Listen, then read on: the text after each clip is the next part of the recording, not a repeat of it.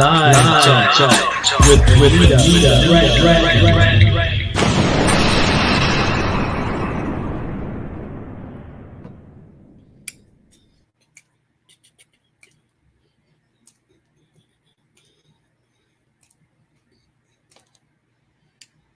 Good evening, everybody. Thank you for tuning in to Live Talk with Benita Bradley, and I am your host, Benita Bradley.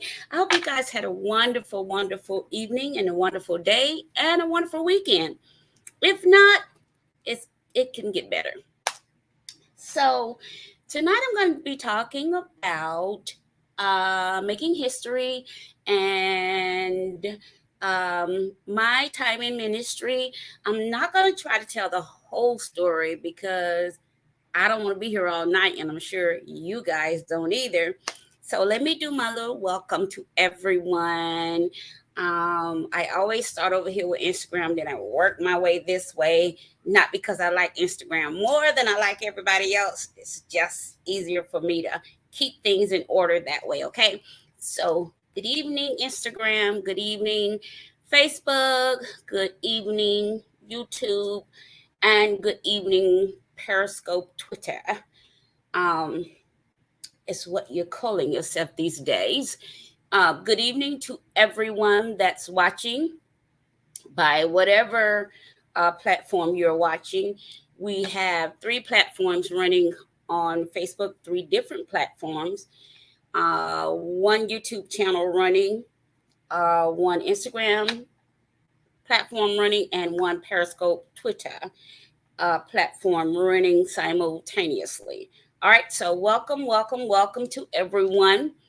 Our motto is that we discuss what most want, and this is my first week back, so I'm rounding up the week. Next week we're going to start out. We have a lot of guests coming for the rest of the month, but I wanted to take the first week and just kind of get my sea legs back, if you will, because many of you know I had been um,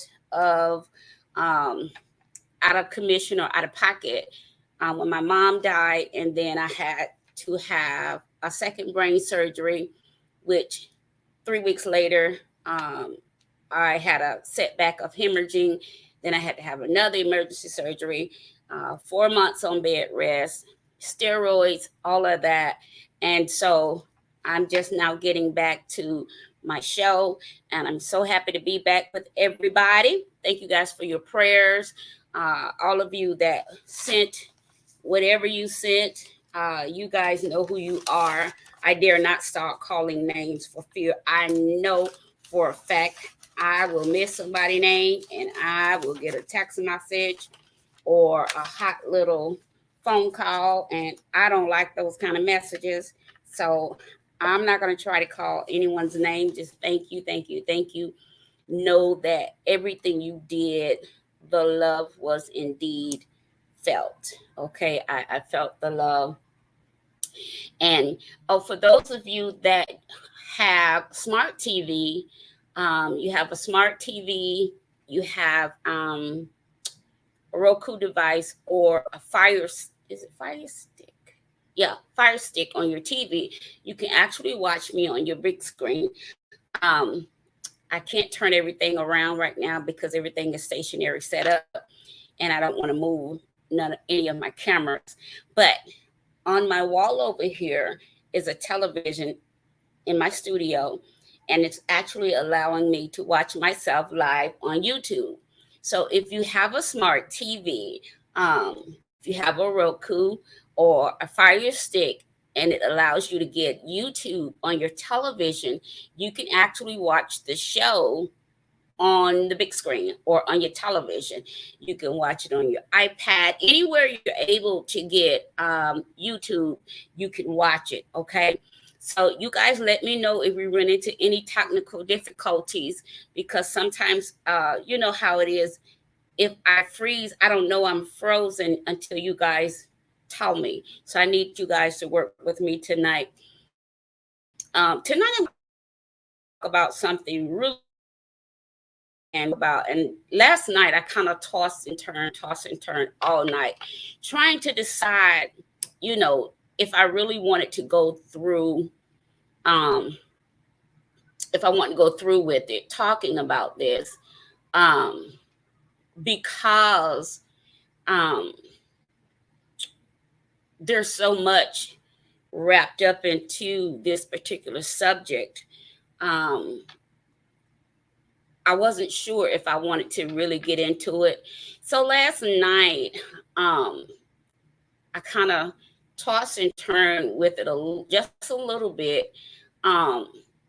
But I decided to go ahead with it because of the fact that for so long, these type of talks go they go undone, and these type of issues are left uncovered. We like to talk about them, privately or what have you, if that. But most of the time, we don't like to talk about them at all. We kind of like to sweep it under the rug or just claim it to be something, kind of supernatural or spiritual. So that for me, when we do that, it takes the onus off of us of having to deal with the things we need to deal with. It takes the accountability aspect away from us, and it puts the accountability on this supernatural being, when in fact what we need to deal with is natural. What we need to deal with is psychological. What we need to deal with is in our physical being. What we need to deal with is having conversations. And so not everything that happens to us or around us can be just thrown off as some spiritual, mystical happening, if you will. So we're going to get right into it. We're going to get right into it tonight. And as I'm talking, if you guys have any questions or comments, I'm actually live in the comments with everyone, so I can see your comments as they do come in. I'm live in the comments with everyone. If you want your comments to appear on screen, you do have to grant access for me to use your name. Okay, when you sign on, when you log in, or when you get ready to post your comment or whatever, there should be a box there that says it gives StreamYard permission to use your name. Okay, and that just lets me see who it is that's commenting. And if you like, and if your comment is good or whatever your comment is, I put your comment up on the screen so everybody can see it. Okay. All right. So let's get into it. So tonight I'm going to be talking about my journey in ministry. I wrote some notes because I didn't want to just be here and there and everywhere. And I have myself on a time. So whatever I don't cover tonight, I'm trying to remember. I think our first guest is Thursday night. If our first guest is Thursday night, then I'll finish this Tuesday night. If our first guest is Tuesday night, then I'll finish this Thursday. But I know our first guest is next week, okay? All right, so let's get into it. So I'm going to talk about, being in ministry. A lot of you don't know that I remember being 12, the age of 12, and I went to church with my neighbor, and they were going to Church of God. They were Church of God at the time. And I remember going to church with her and her mom. And I remember their pastor, I had on my new outfit. I had on my new sailor's outfit, a little ruffled shirt, blue skirt to go with it. I was so cute. I was 12 years old. And the church wasn't that far from our home. So I remember the pastor, he was preaching and preaching. So he stopped and he was like, "Young lady, all the way in the back." So you know what we do when somebody say, person in the back, everybody turns around, including me. I'm like, turning around.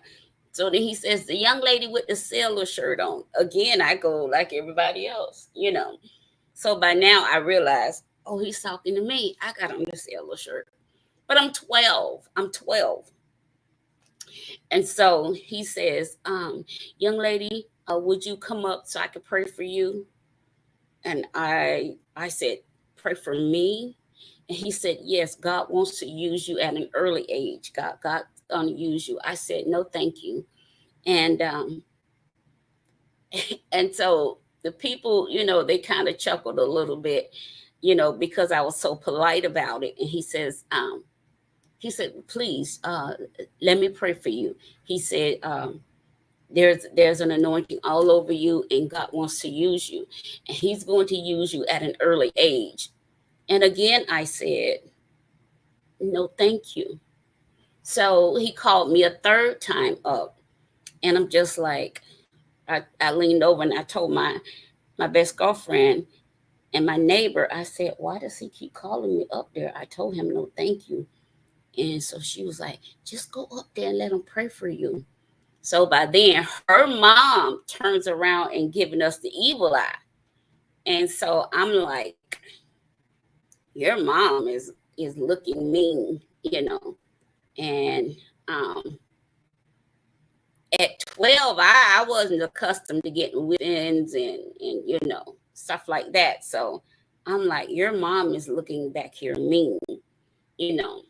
And I knew they got whoopings, you know, and stuff like that, you know. And so I said to her, I said, I'm gonna go. She was like, go where? I said, I'm gonna go home. She was like, you gonna walk home? I was like, yeah, he keeps calling me. I'm not gonna let him pray for me. I don't want God to use me. I'm young. I'm 12. I want to be a solid gold dancer. I don't want to be in church all my life. And she said, so we're having this discussion while he's still waiting for me to come up. And you know, so he has the music playing, you know, and he starts saying, you know, won't you come, you know. And he kept saying that, you know, the Lord wants to use me and he wants to use me mightily. And, you know, he just going on and on and on. And I'm just like, I'm going to go.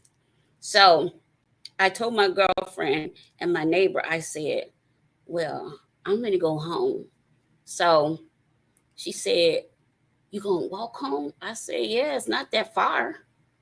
And so she was like, well, I can't let you walk home by yourself. You're going to get in trouble. So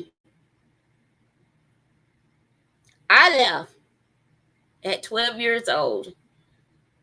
That man called me up one last time and I said, sir, I don't want God to use me. I'm 12 and I'm going to go home. And I got up out of the pew and I left and I walked home. And what was crazy, I was 12 when that happened. So by the time I turned 14, we were in the AME church. So I didn't know anything about, you know, people laying hands on you and receiving the Holy Ghost and, you know, letting God use you and prophecy and all of that. And, you know, so that, you know, it wasn't appealing to me. If anything, it frightened me. So I walked out of church at 12 years old and I walked home. So at 14 years old, I found myself, we were in AMA church.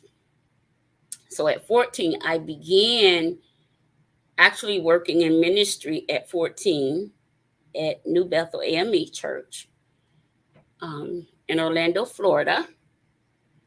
And I was the youth department secretary over the Southeastern District. Okay. So the way it was set up, if you were the secretary for your church youth group, you were the secretary for the other church's youth group in the region. So we had 3 churches right there in our region, in the southeastern region. So I was the youth secretary for 3 churches, for their youth departments. And that's where I fell in love with working in ministry, working in church, doing ministry, if you will, doing church work, if you will. I absolutely loved it. I loved it. I took my job, seriously. I took keeping the books seriously, and I did a good job. I was good at what I did. And so I have to give you a little bit of history so you'll understand what was so significant about me making history when I get to that part of my story. So at 14, I'm in this position of leadership, and it's a visible position throughout the youth departments in the Southeastern District in the Amen Church. Some of my cousins or friends or what have you that were there, if you're watching, you can attest to what I'm saying. Not that I need you to, because what I'm saying is true, but you can attest to it. But when I turned 16, at 16, I had the worst experience in my life happen to me.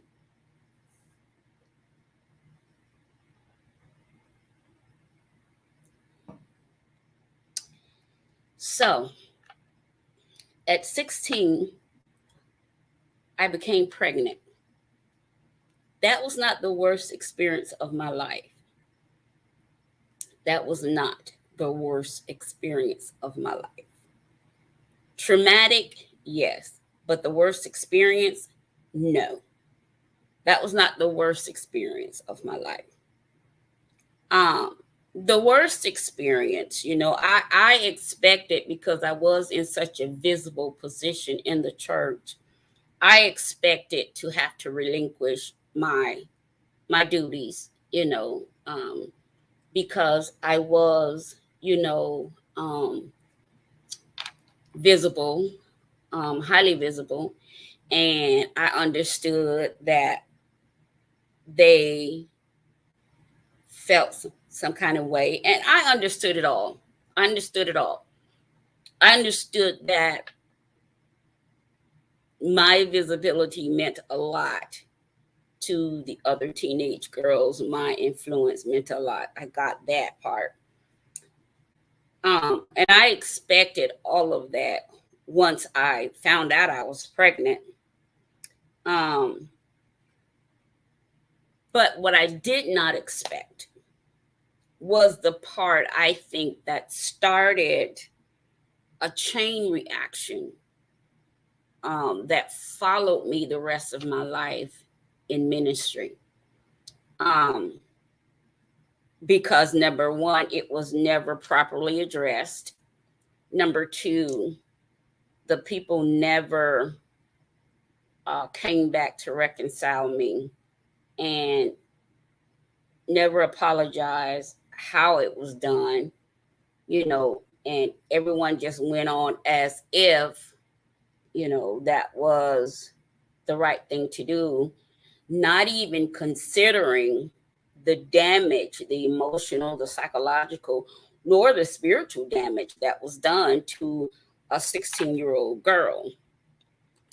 And so what was baffling to me at 16, keep in mind, I was doing something I absolutely loved. I had fallen absolutely in love with the church. I had fallen absolutely in love with church work. I had fallen absolutely in love with the things of God. Anything having to do with church, I had fallen in love with it. I mean, like, fallen in love with it, okay?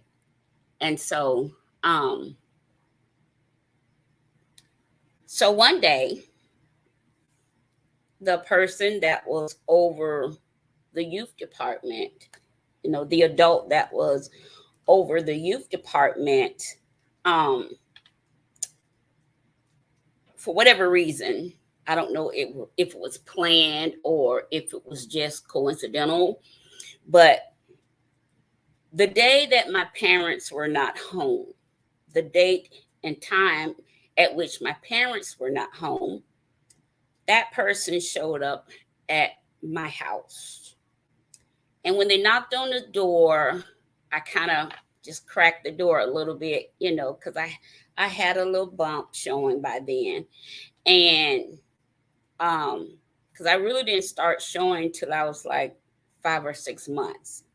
And so by then I had a little bump showing.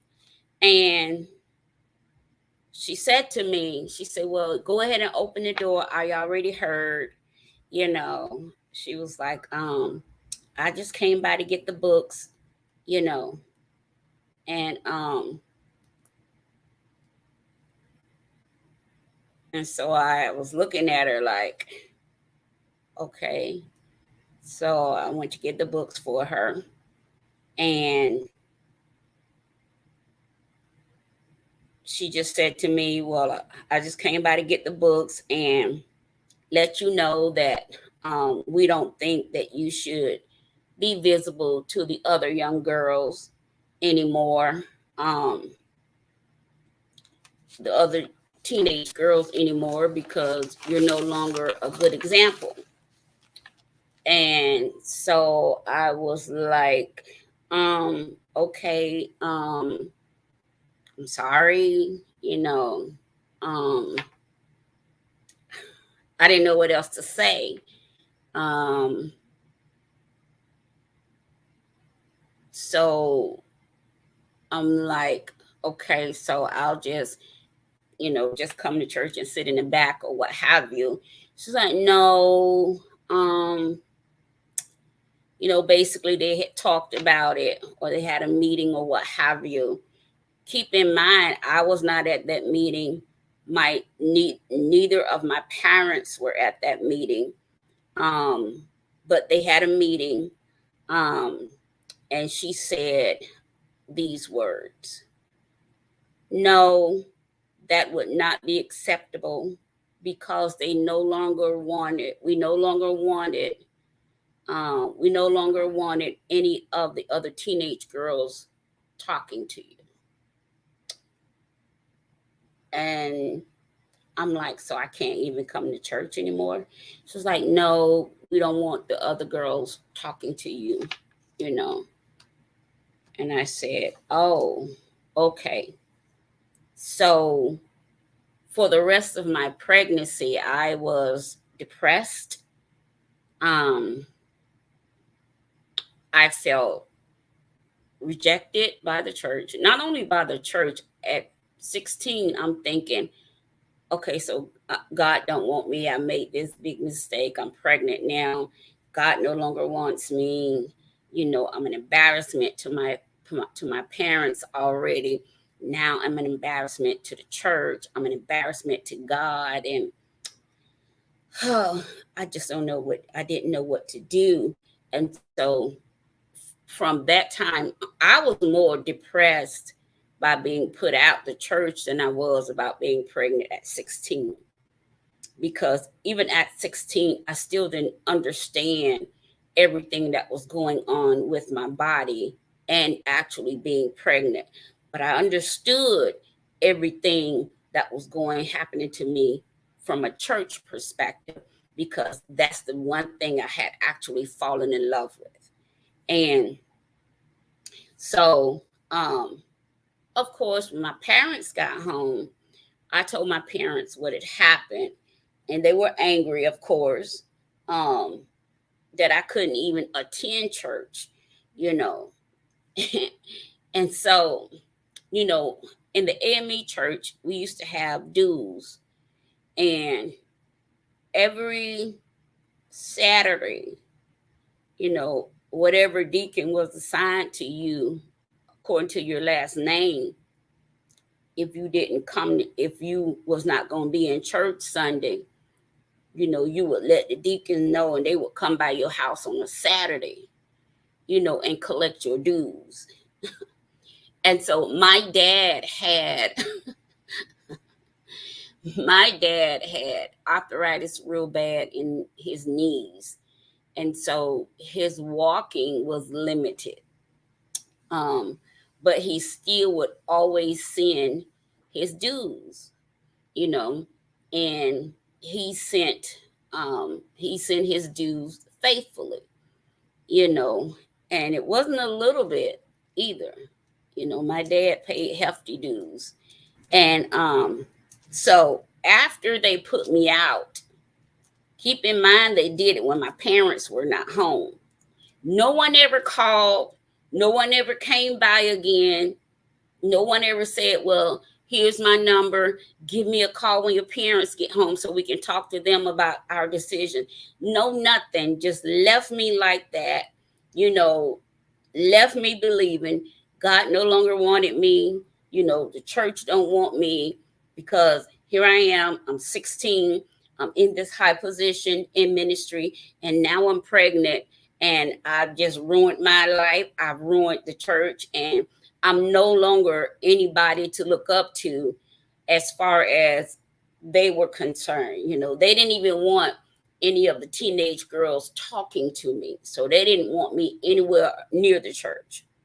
So that following Saturday, the deacon comes around like he always does to collect my dad's dues as per his usual. Well, this time,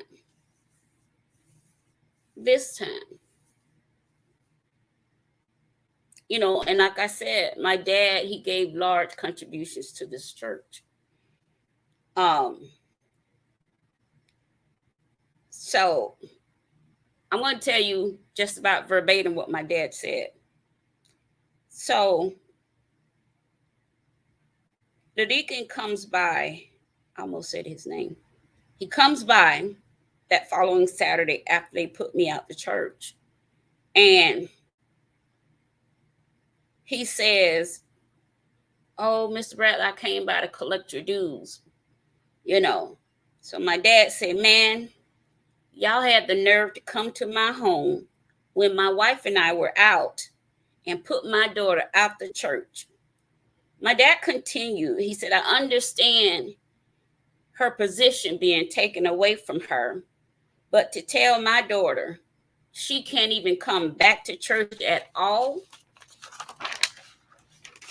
He told the deacon, man, as much money as I put into that church, y'all put my daughter out without talking to me and my wife. My dad, he was just over it. He could not believe that this is how they handled everything.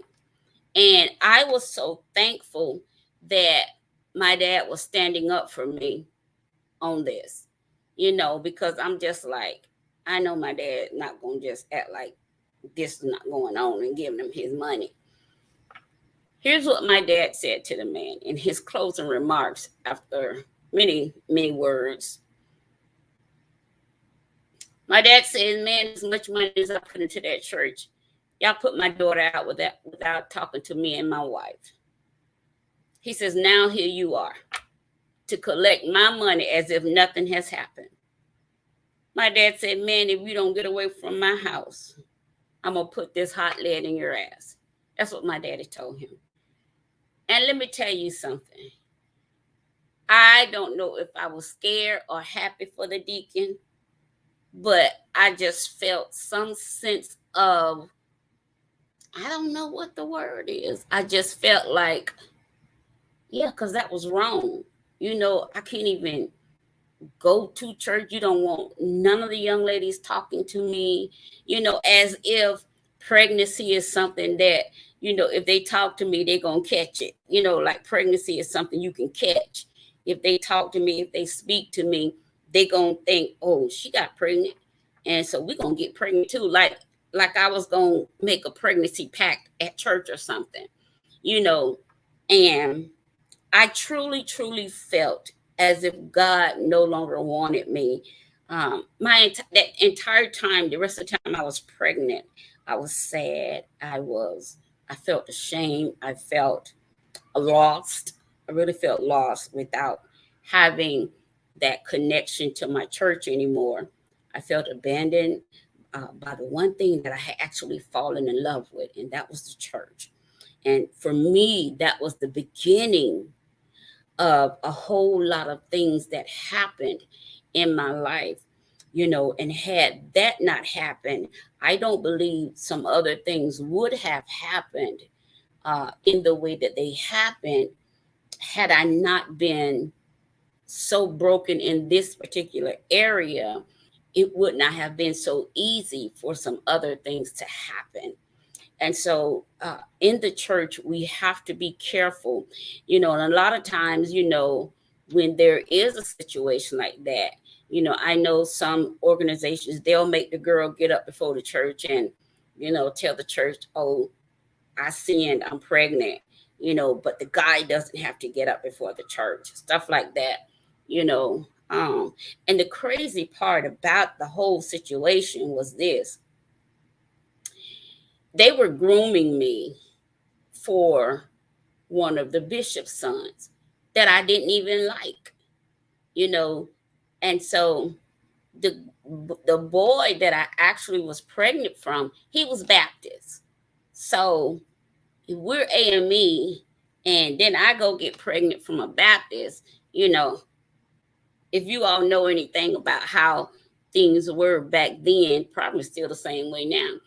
But that's just not something you did. You stayed within your own denomination. You stayed within your own circle, if you will. So, they had so many stripes that they put against me. I was 16, and so,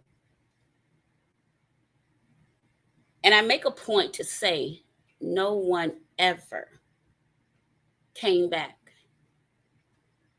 Even after I had my baby, no one ever came back to say, come on back to church. God loves you. We love you. We miss you. Come on back to church. No one ever did that. So I spent a lot of time working, going to school, going to night school because I missed some school. And I was, I want to make sure I graduated on time. I had one teacher, history teacher. She didn't want to let me back in school. She did not care for Black students, but she was teaching Black students. And she made a comment, well, why don't you just go home and stay home and take care of your little Black baby, And when she said that, I told my mom at that time, my mom had gotten filled with the Holy Ghost. And so we started going to Holiness Church, or non-denominational church, where they spoke in tongues and all that kind of stuff. So my mom called, at that time, she was Pastor Whitehurst. My mom called her. She called Commissioner, I believe it was Butler at the time. And they all had a meeting. And next thing I know, I was back in school. So, and I graduated on time with my class. And so I worked my butt off. I went to night school. I went to day school. I went to summer school. I went to school, and I worked. And I took care of my baby. So, but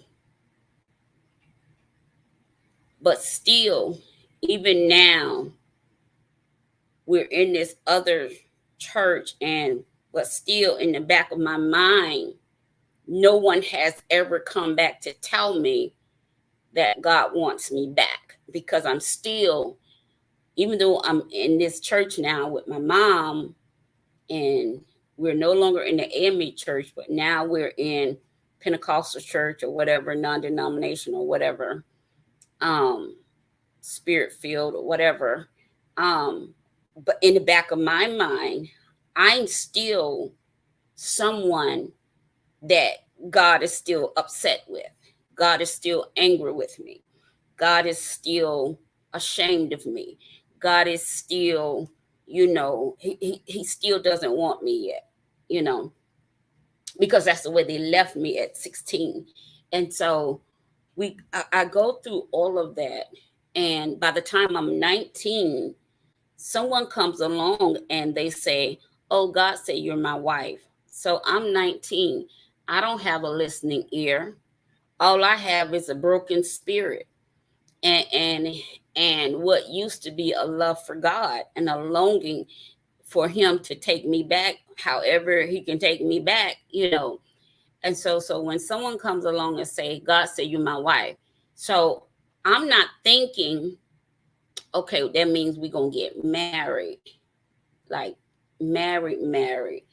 I'm thinking, okay, so if I marry a minister, that means God accepts me back. That's what that means to me at 19. So that's what I thought I was doing. I thought I was in marrying a minister. I thought God was saying, okay, I want you back now. That wasn't it. So, fast forward, I'll fill that blank in another time. Fast forward to men ministry, preaching, traveling, laying hands, singing. I'm just, we've opened, at that time I'm married. We opened churches, and I'm just trying to be the best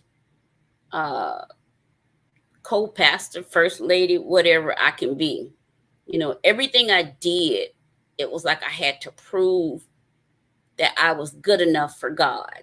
I was good enough for God to want me back. I was good enough for God to accept me back. And all of that came from the wounds of being put out the church at 16, okay? And never being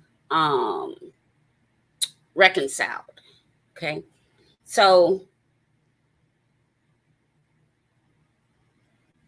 I'm living in Huntsville, Alabama, and even through my marriage, I struggled with the same brokenness and depression I dealt with at 16.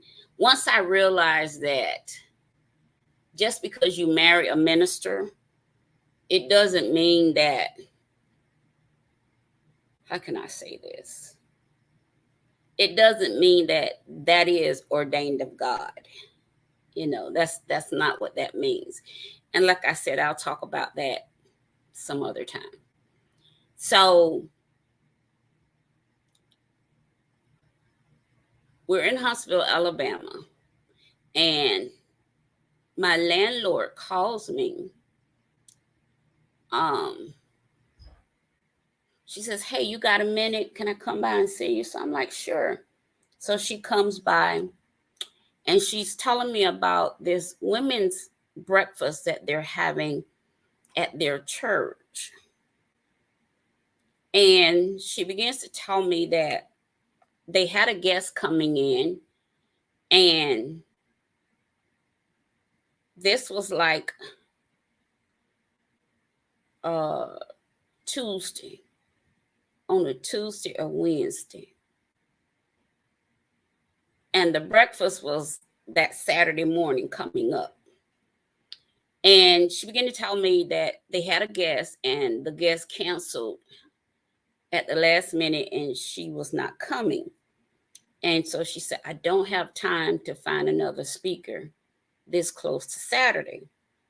And she said, I want to know if you could fill in for the speaker. So I said, sure. And, no problem. It's a women's breakfast, no problem. Well, what she didn't tell me was why the speaker canceled. So after she gave me all the details about the breakfast, and so I asked her, I said, well, First Lady, may I ask you, why did your speaker wait so late to cancel? Like, who does that? She says, well, okay, I got to be honest about something. I said, okay, what is it? She said, well, when I booked her, she said, I didn't tell her that my husband pastors a church that has a history, that dates back to over 100 years old. I said, okay. And she said, in their bylaws, it is written that a woman can not teach or preach in the sanctuary. I said, oh. I said, but when you first booked her, did you tell her that? She said, no, I didn't tell her that at first. And then she said, once I told her, then she said, well, she wouldn't be able to do that.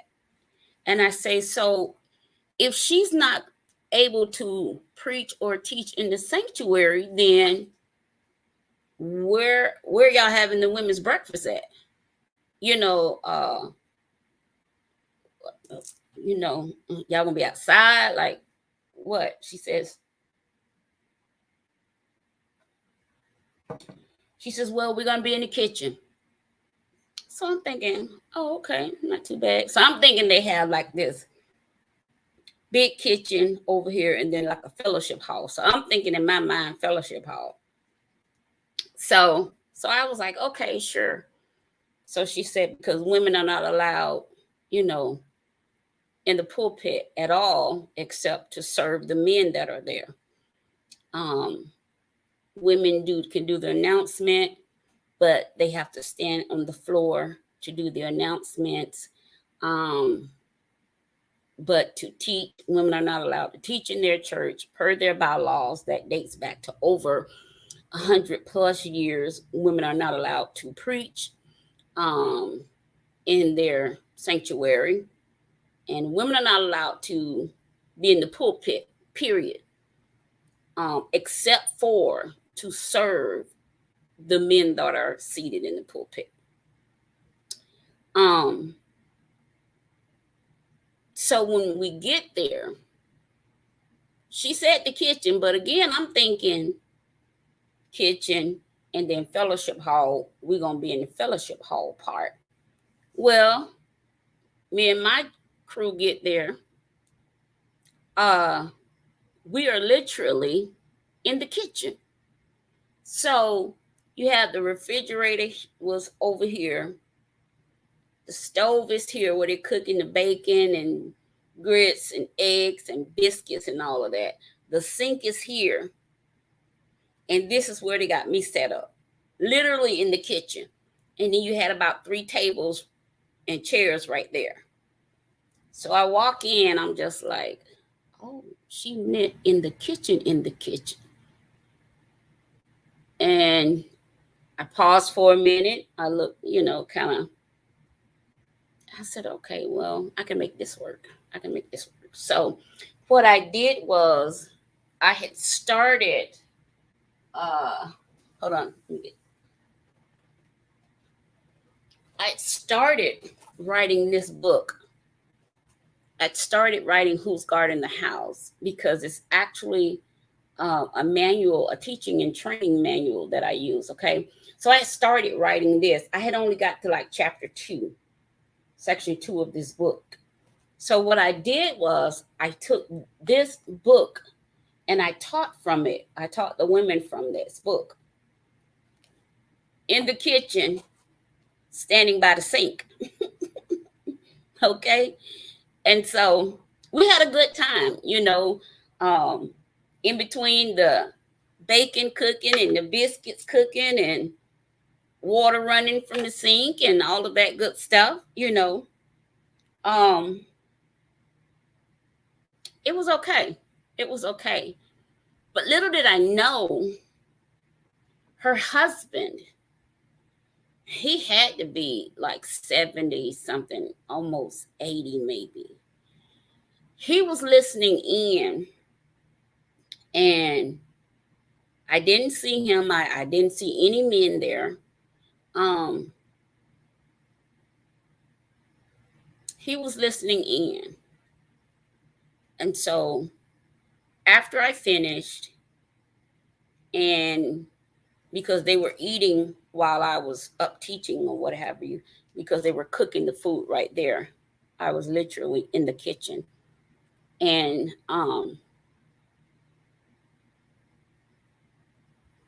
so afterwards, the pastor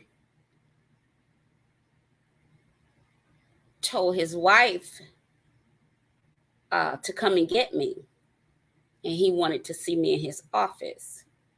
Well, I didn't even know he was there. Okay. Now, keep in mind, she had already told me about their history. So I made sure I only spoke to the women. I spoke to the women about serving. I spoke to the women about having the right attitude in serving. From my book, this book is on Amazon. It is Prime. You can order it tonight and get it by Tuesday, Monday or Tuesday, I believe. All right. So make sure you go to Amazon and get this book. Okay. You'll be glad you did. This is Who's Guarding the House, the Posture and Position of a Servant, Volume 1. Okay. So I taught from that book. So the pastor comes, and my husband and I at the time goes into his office, and we meet him and we sit down, and he says, relax, young lady, you look nervous. And I'm like, yes, sir, I am. And he says, why are you nervous? And I said, well, I don't, I said, well, your wife told me about the church's history, and I just want to make sure everything everything was okay. He said, well, let me say this to you, young lady. He said about 2-3 weeks ago, he said, I brought this preacher in from Texas. He said, I flew him in for a 3-night revival, he said. And so, and he said, I've been listening to you in the back there. He said, I was listening to you. And he said, I didn't want to come in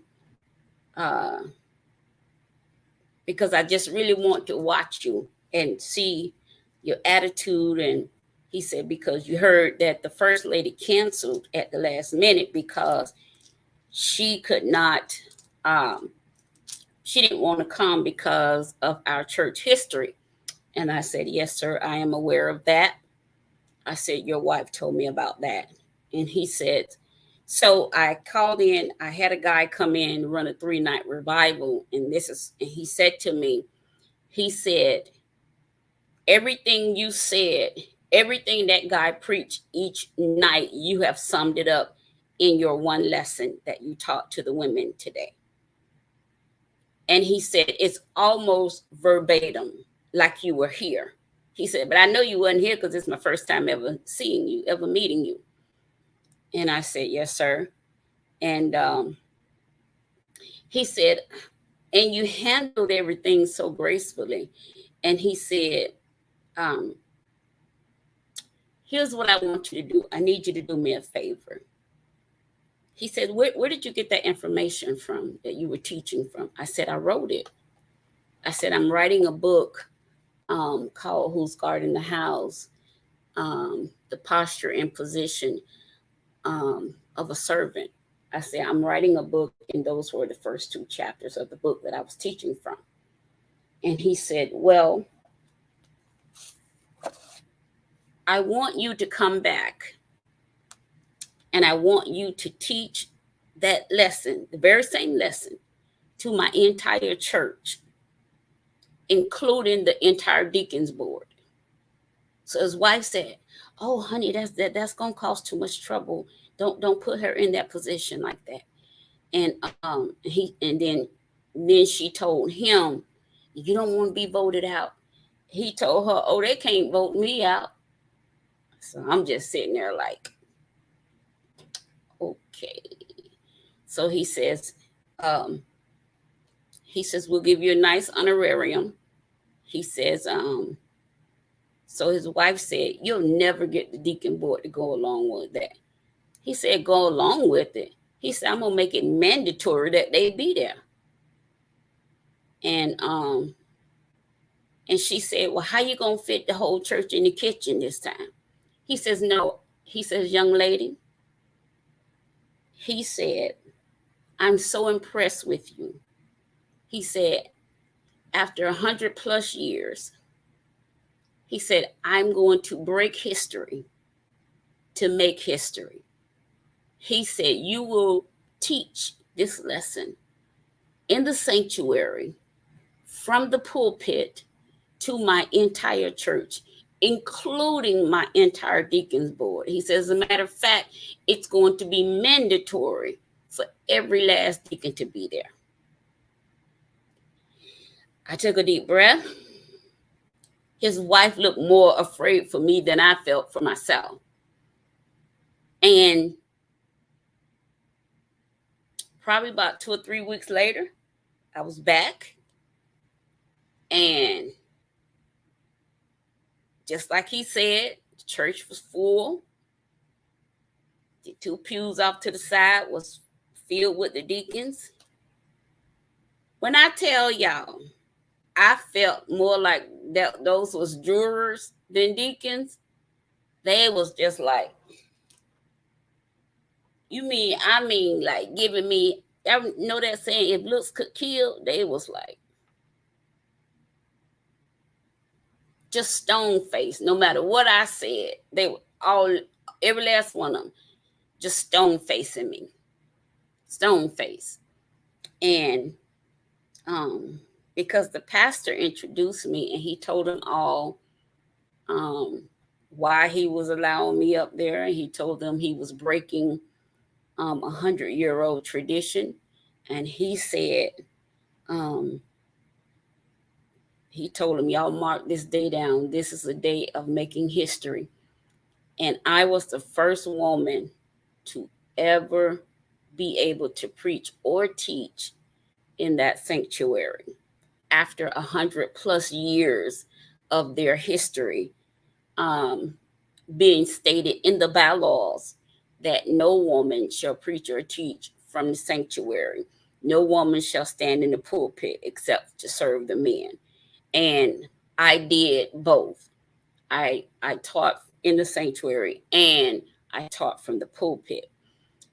That is the day I made history. I will never forget that day. And he did indeed bless me with a really nice honorarium, and even in the midst of making history, there was no fanfare at home. There was no celebratory moment,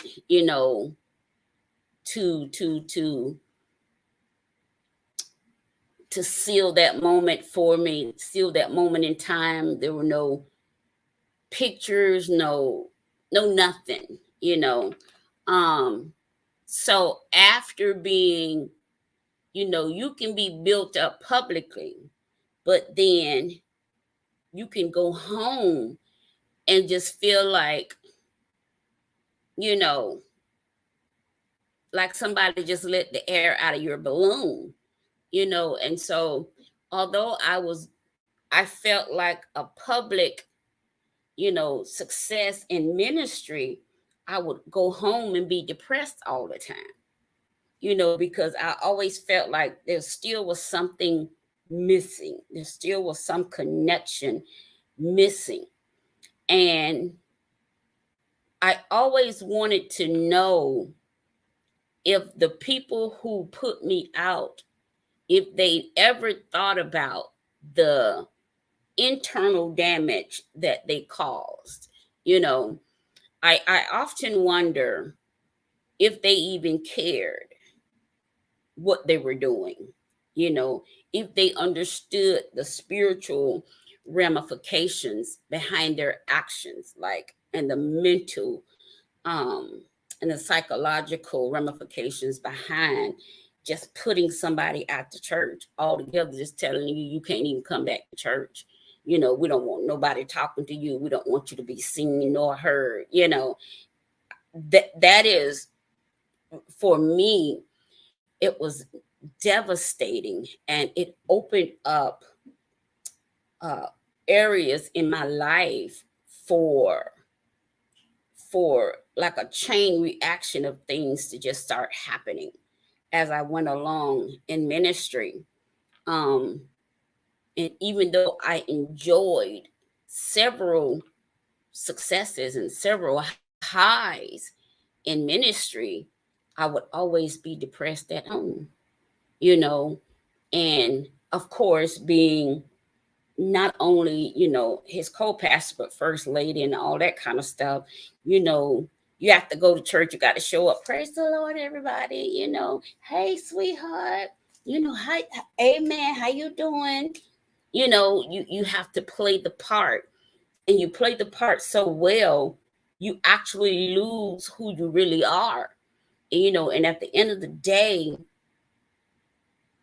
you're so caught up in pretending until your psyche and your mental fortitude just dwindles down to like nothing, you know. And it's like, okay, you all only see me when I'm prophesying, preaching, and singing and laying hands, but you mean tell me nobody can discern what happens to me in the wee hours of the night? Nobody is able to discern what I go through at home. Nobody can discern what's going on in my marriage, you know. And that used to get me so angry. I used to be so angry. Um, and I remember thinking, you know, you give your entire life to church, you give your entire life to the ministry, and then you have people that are so ungrateful. People can be so ungrateful, you know. Here you are, you can do turn cartwheels to try to see about them, you know, praying for them, being there for them, their family, their children, what have you. And the whole while they're the ones talking about you. They're the ones planting, sowing seeds of discord, you know. They're the ones running people away from the church, and you trying to get a handle on what's going on. And then 9 times out of 10, it's the people that's closest to you, you know. After a while, that that gets to you. I don't know about y'all, but after a while that gets to you, and you have to learn. You just have to learn how to say, you know what, I'm not okay. I'm not okay. I need to step back for a season. I need to take some me time, you know, because all of this is getting to me. Um, this the thing that I regret most, um, or the thing that I don't like most, is there were times when I did reach out to various leaders. Um, if it was no more than saying, "Hey, I need to talk to you," you know, I'm reaching out, reaching out, reaching out. You know, you don't know what I need to talk about. You don't even try to find out. You know, your best response, okay, I'm praying with you. I don't need you to pray with me. I need to talk to you. You know, I need to tell you what's going on with me. I need to tell you that I ain't feeling this no more. I need to tell you that after revivals and after conference and after this and after that, that and I cry and I can't get out of bed the next day, and I don't want to do this no more until the next time. Then it's like, boom, I got you for this. It's like a on and off switch, you know. It's like people expect for you to perform, like cameras action, boom. You got to know when to perform. As soon as they put that mic in your hand, as soon as you hit the church or what have you, as soon as you hit the stage, the pulpit, the podium, wherever you are, you got to know how to switch off whatever is going on with you. You got to turn all that off and act like it's not going on with you, because it's time for you to do what you came to do, regardless of what's going on with you at home. It's time for you to do what you came to do. And then after you watch God heal people through you and deliver people through you, and you speaking words over people's life and you see them come to pass, then you got to go home and still deal with your situation not changing. So it's like, okay, so after I finish praying for this whole church full of people over here, this church of people over here, then I got to go home. Who's praying for me? Who am I going to tell about what I'm going through at home? Who am I going to tell, you know, that everything ain't like it looks, you know? So, and unfortunately,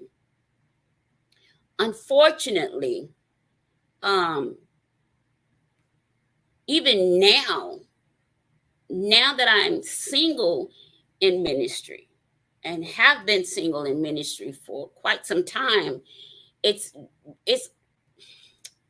difficult. It's difficult as hell to try to find somebody that will be there regardless. You know, most coverings, you know, it's about the money. If you run out of money, you're gonna run out of covering. You know, they run out of covering for you. You know, you get low on money, they get low on concern for you. You know, and it's like, what you really need is consistency. You know, you get sick, they get sick of you. You know, and all of everything that you've put out over the years, it just seems like it's just out there. You know, and nobody's ever pouring back into you. So the only way you can get filled back up sometimes is to just retreat from it all, you know. And so even after making history, like I said, there was no celebration, there was no fanfare, you know, there was nothing, you know. So it was hard. I was like, dang, you know, he's not going to plan anything. He's, you know, this is a big moment for me in ministry. But it was just overlooked and kicked around, you know, like everything else. And so I think after a while, I started not to like it, not to like ministry, started not to like people. And then I started not to love it anymore, you know. And it's like the more I would give of myself. I'm talking about, I ran a business and I had an office, and I remember the members' children would get suspended. Then I would watch the children in the office, my children in school. But because I'm your pastor and you don't have anyone else to watch your child because they got suspended from school, now I got this child of yours in my office with me every day while they're on suspension. You know, stuff like that. And I'm not going to even mention, you know, the way I would just hop on the road and drive here and drive there. And no matter what was going on, if someone said, hey, I'm having this, I'm having that, I'm driving there, I'm driving here. But then it got to be, you know, I started looking at something. I'm like, you don't ever have me on program, but you always want me there. So I just started to kind of stand back and look at it like, I can't keep making sacrifices for people who are not making the same sacrifices for me. And I know a lot of people might say, "Oh, she sound bitter, she sound church hurt." No, what I sound is truthful. I sound honest and I sound transparent. And unfortunately, particularly for the Black church, that's something we're just not used to. And that's how come it may come across to you as something that is not, because we're not used to being transparent and open and honest about the things that actually go on behind the scene in ministry. And so I just really had gotten to the point to where I didn't want to do it anymore. I mean, trying to make friends, especially as a single woman in ministry, I'll never forget, just trying to make friends. You know, one pastor would be like, "Oh, watch out for this pastor and watch out for that pastor because, they into this and they into that." Then turn right around, you out of town with the same pastor you telling people to watch out for. Like, make that make sense to me. It's like, oh God, you can't trust nobody. And so I start to pull away from a lot of female pastors for that reason. And I'll never forget, I'll never forget one of a member that was a lady that was a member of my church. She wanted me to go uh, and meet someone. She wanted me to meet up with this pastor's first lady. I don't know if she wanted us to do some work together or what the case is or whatever. But when I got there, we got there for the service or whatever. So I had already met the husband at a pastor's prayer breakfast that he was attending. And so when I got there, me and one of the ministers at my church, he called me up to do the prayer or whatever at their church. So after service, the minister, she says, "Pastor, come over here. I want you to meet somebody." And so I go, "Well, okay." So I walk over there with her, and I said, "Where we going?" She said, "I want you to meet the first lady." So I said, "Well, okay." So we go over, and so I go over and I extend my arms out to receive her. And she says, "First Lady, this is my pastor. This is Pastor Benita Bradley. This is my pastor I've been telling you about." So she kind of her back was turned, so she tapped and she turned around. She says, "Oh, you're beautiful. You're really beautiful." So I go, like to hug her. She turns and walk away. So I'm like, what just happened? So the minister that wanted me to meet her, I said, "What just happened?" She was like, "Oh my God, Pastor, I'm so sorry. I don't know what happened. I don't know why she did that." And I said, "Well, I'm ready to go, you know." And so I left. And on the way out, her husband had stopped us to say, "Oh, woman of God, we would love to have you come visit and preach for us." I just, in my mind, I was like, "Child, ain't nowhere in hell I come back up in here," you know, because that was just so rude and uncalled for. I don't know you nor your husband. I don't know either of y'all, and if I extend myself to you and that's the way you behave, then you need to check that. You need to check that. A lot of it, that's been my experience trying to be friends with women in ministry is either something always messy and catty going on, or if they're married, they're looking at you like you want their man. And I'd be like, "Girl, have you seen your husband? Don't nobody want him but you." And then you got to say stuff like that, and then people think you're being ugly, and it's just always been something. And it gets to a point where it's just tiring. It's tiring. It really is. It's tiring, always trying to do what's right and be faithful to the calling and be kind to people who are mean as hell to you. And, just keep trying to keep a smile on your face and try to handle all of that in one. That's a lot of work. That's a lot of work. So it's easy to go through life and be publicly successful in ministry and then go home and deal with this depression because you give and give and give and give so much. And the more you give, the more people will take. And it's not just the congregants, it's upper leadership too. They tell you submit to them like you submit to God.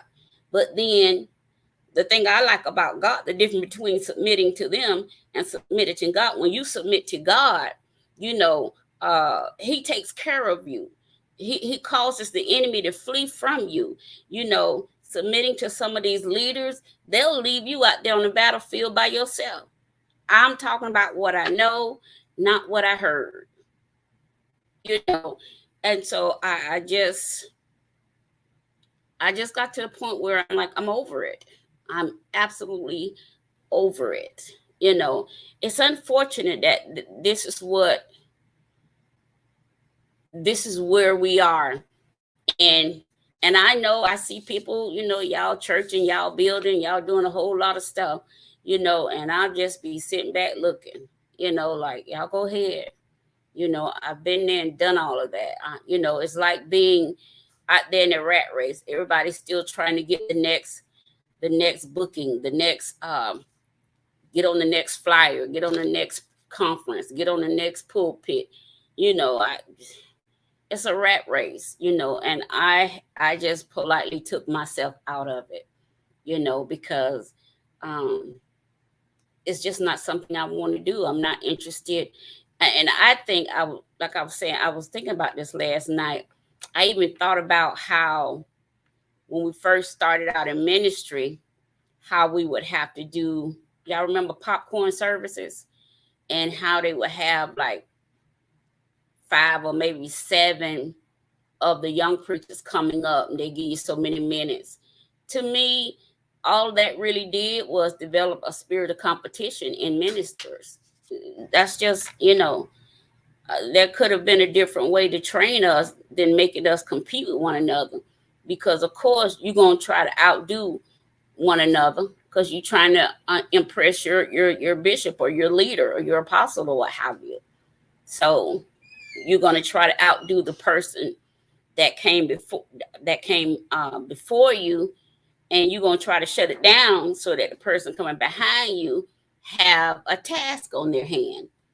And so I never really liked it because I always thought that it promoted a spirit of competition. And I still feel that way. And so I'll share some more next time I'm with you guys. But it's very seldom you'll find people that will be honest with you, because we're so accustomed to making everything look glitzy and glamorous, or you shouldn't talk about that publicly. Well, if people keep asking y'all for private appointments and, everybody was having a fit about the pastor the other week saying that, he was tired, it happens, I can only imagine how many friends or other leaders he had tried to reach out to with no comfort, with no, y'all will be, well, I'll call you back, or, y'all take leaders that up under you. Some of you bishops and apostles, you all got your pastors and other bishops and apostles that serve under you. You got them going through your secretaries and your administrators when they need you. No. No, you got senior pastors telling them, well, call my secretary. I'm not talking to your secretary. I need to talk to you. I'm in a state of an emergency. I need to talk to you. You said you was covering me. You said you was praying for me. I don't want to deal with your secretary who act like your wife half the time. That's not what I'm going to do. And that gets to be a bit overwhelming, for me. I can't speak for nobody else. But when you all have these administrators and these secretaries that want to be the second first lady, no, it's too much. Y'all doing too much. Y'all doing too much. Half the time they don't give y'all the messages. They're not giving your people information on time. It just get to be too much. It gets to be too much. And then as soon as something happens, oh, we come against that spirit of depression. We come against that spirit of taking your own life. We come against that spirit. Oh, so where were you when people was reaching out to you? You was too busy. You were too busy trying to push people out to your administrators or your secretaries, particularly if they were not some of your biggest givers or not in your face all the time, and it's a shame. It's a shame that we even have to have these conversations, but we're going to have them. We're going to have them. And it's so many people that are broken and, how do y'all say that, bleeding while leading. They'll never have these kind of honest conversations because they don't want you to think they're not as spiritual as they are. They don't want you to think that they've lost their faith or their way. They don't want you to think that, they've lost hope or anything. I don't care. I honestly don't give a care. What I care about is, at the end of the day, my well-being, because I saw how far being captivated mentally by stress and all, I saw how far that took me. And when I got to that dark place, no one was there. I had bishops that I thought were friends ask me dumb stuff like, girl, what you gonna do now? Like, hell, I don't know what to do. When I went through my divorce, what you gonna do now? I don't know. One bishop was like, well, I got a friend who has a yacht down in the Bahamas. I told him about you just went through a divorce. What? Hey, you trying to get me to go? Like, I just lost respect for him. No respect for him at all. Then I found out there were two apostles who had actually made a bet about which one of them was going to be able to talk to me first after I got divorced. Just low down dirty, and it's like people are going through real problems, and you all are playing around and you all are just, picking and choosing who you're going to be there for, who you answer the phone for, who you talk to, who you go see about. When my mother died, I can't tell you one pastor, one bishop, or one apostle that I heard from. Not one, except for one apostle that was there. But other than that, I can't tell you that anyone called me to pray for me, pray with me, pray with my family. When I had brain surgery in October, the only person who stayed in contact with me is Bishop William Murphy III. That's true. He always makes sure he stays in touch. And then not only that he assigned one of the ministers to stay in touch with my daughter, during the entire process, and for a long time afterwards. Other than that, I didn't hear from anybody. Nobody sent flowers. 3 weeks later, when I was hemorrhaging to death, I didn't hear from anybody. But the same person who's always going to respond. I don't care if it's a text message or just to say hi, whatever, he's going to always respond.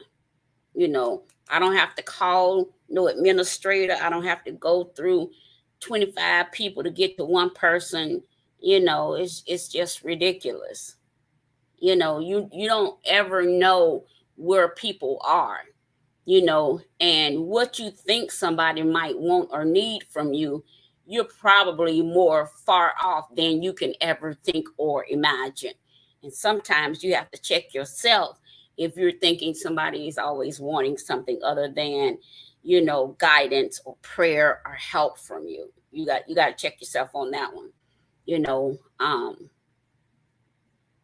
So it's been that way for a while. And people say, oh, but you're so strong. Oh, you seem to go through things so well. Strong is not, it's not, being strong is not a matter of choice. You don't choose to be strong. If I'm strong, it's because I have to be.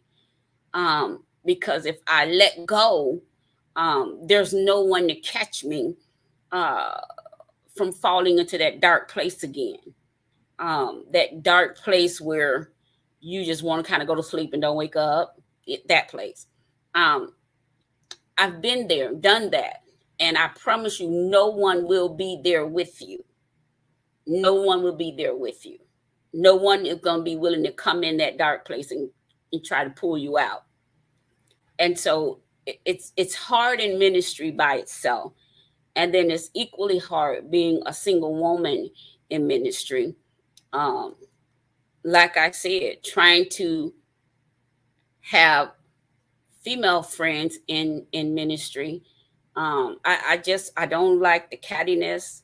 I'll walk alone before I walk with that, and I'm not going to say, girl, the reason why I don't deal with y'all no more because she talked about you, her, and her. Y'all find out that stuff on your own because all y'all talk about each other. I just can't deal with it. I just can't deal with it. Then everybody get together and be loving and kissing on one another like ain't nothing going on. And I just be shaking my head. I can't deal with it. I'd rather walk alone before I have to deal with a lot of phoniness and cattiness. And, you got to watch your back over here and watch your back over there. Nobody wants to live that way, particularly in ministry, so you can be the best of the best, and I was, a hell of a preacher and teacher. But at the end of the day, I just would go home and just feel so unappreciated, just depressed all the time, and can't tell anybody about it because first thing Black people gonna say is, oh, that's a spirit. Oh, we need to pray. I don't need you to pray for me. That's not what I need. I needed someone to talk to. The thing about it is, unfortunately, when you're a leader and you're looking for someone else to talk to, 9 times out of 10, when you're reaching out, even for your upward leadership, they're going through something too, so it's like half of them don't be in a place to really be there for you because they just either they don't care or they're going through stuff of their own, and at the end of the day, I call you back or let me get back with you. It's like you don't hear the desperation in my voice. You don't hear the cries I call them my silent cries. You don't hear my silent cries. You can't discern that I'm on the edge and I'm just about to, lose it. You're not discerning any of that. If you're not discerning any of that, then how then are you covering me? How then are you praying for me? How then are we even connected spiritually? It's just so much. It's so much. And then, like I said, we don't like to talk about it openly. We don't like to talk about it openly because everything, we just want to paint this glossy picture of preaching and singing. Everybody get dressed up, everybody go to church, everybody looks nice, praise the Lord, oh praise him. That's what we want to do. But that's not the reality of it. It's not. It's not. I've seen so much, I've heard so much, witnessed so much. It gets to be too much. It gets to be too much. So you can be, I like I say, I was proud.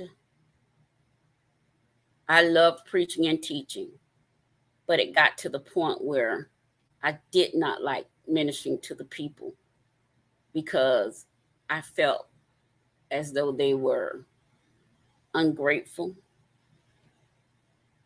especially the people you knew was talking about you and plotting on you. And even when I was married, women buying my husband gifts, wouldn't buy me anything. Oh, we bought something for y'all. Girl, I don't want no ties. Like, don't say y'all, you bought that for him. It was a lot to deal with, And if you don't have someone that's strong minded enough to deal with that kind of stuff and put that stuff where it belongs, then and you're going to always be susceptible to that kind of foolishness and have to put up with it. So I'm going to end this live for now. And if I get a chance to come back, I'll finish up. But don't forget, go to Amazon and order the book, Who's Guarding the House, the posture and position of a servant.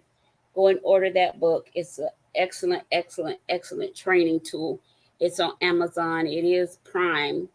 You get it in a day or two if you have a Prime membership, okay? All right, so guys, listen, I do appreciate you for tuning in. We do have one announcement to make. So some of you know that March is the month that my daughter passed away. So what I decided to do, I wanted to do a grief support group for anyone who has lost a loved one. When we're going to gather every third Thursday of the month via Zoom and have a conversation. Now, it's free, but you have to register.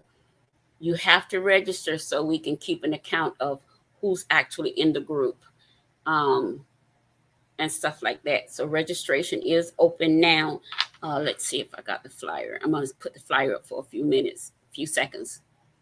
Oh, there it is. Oh, wait, let me get this one out the way. Hold on, let me get this banner out the way. There we go. Okay, so the flyer is up. Make sure you write down the information and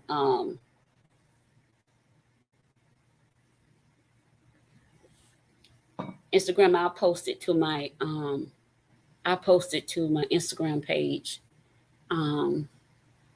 as soon as I'm done, as soon as I log off, okay?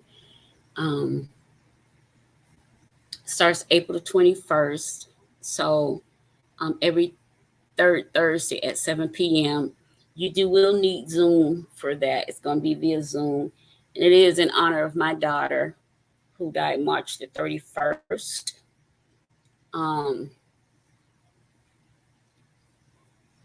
2018. She got married March the 3rd, and she died March 31st in the same month, same year. And so I decided to do a grief support group. So if you're interested, go ahead and register. Registration is open. It is free, but we do need you to register so we can have an account, keep an account of who's in the group, because we don't want any trolls or anything like that in the group, okay? So that's the flyer. If you go to the website is there. If you go to the website, you can register on the website. Resilience Coaching Notary LLC.com is the website. Go there and click on book online or book appointment, and you'll see the grief support group coaching. Click on that and register. You need to register, okay? You'll see that it's free of charge. There is no charge, but you do need to register. Again, so we can have an account of who is in the group. We don't want any trolls. We don't want any body in there making it hard for the others, okay? All right, guys. And so I am finished. Let's see. Let's take this flyer down.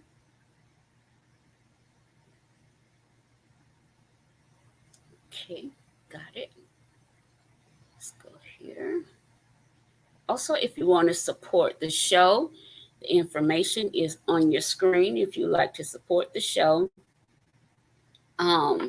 you may do so, Cash App or PayPal. You can send any contribution or donation into the show. All contributions and donations go directly to support the show.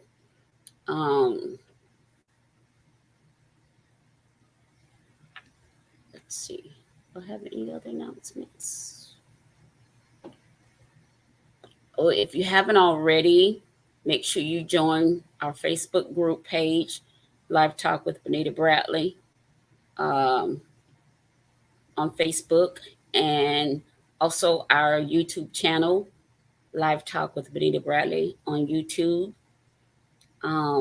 Please make sure you subscribe to that channel. When you subscribe, click the notification bell, so every time I go live or post a new video, you'll be notified, okay?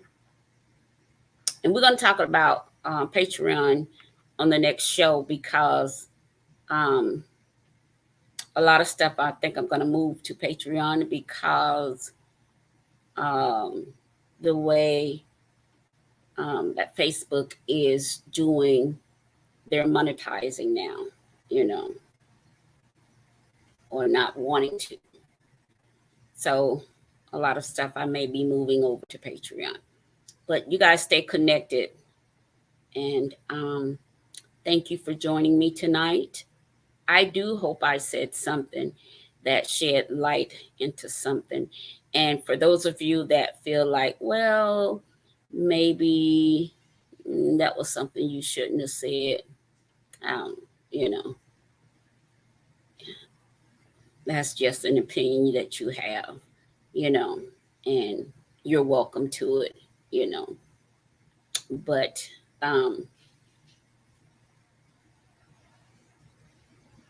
it's my story, and it's my life, you know, and they say you only get one life to live, you know, and it's my truth. Okay. All right. So again, thank you guys for tuning in. Make sure you click like and click share, and I will see you guys Tuesday. All right. Bye-bye.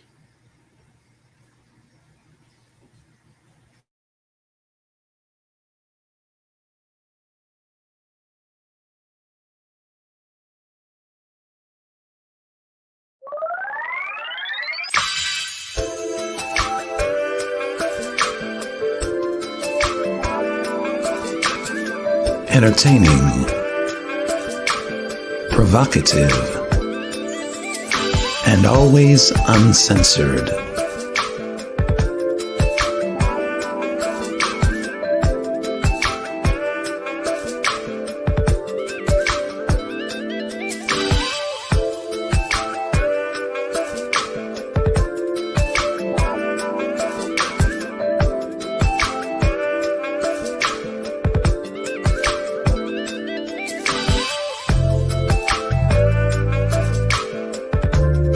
Behind the Curtain with Vanita Bradley.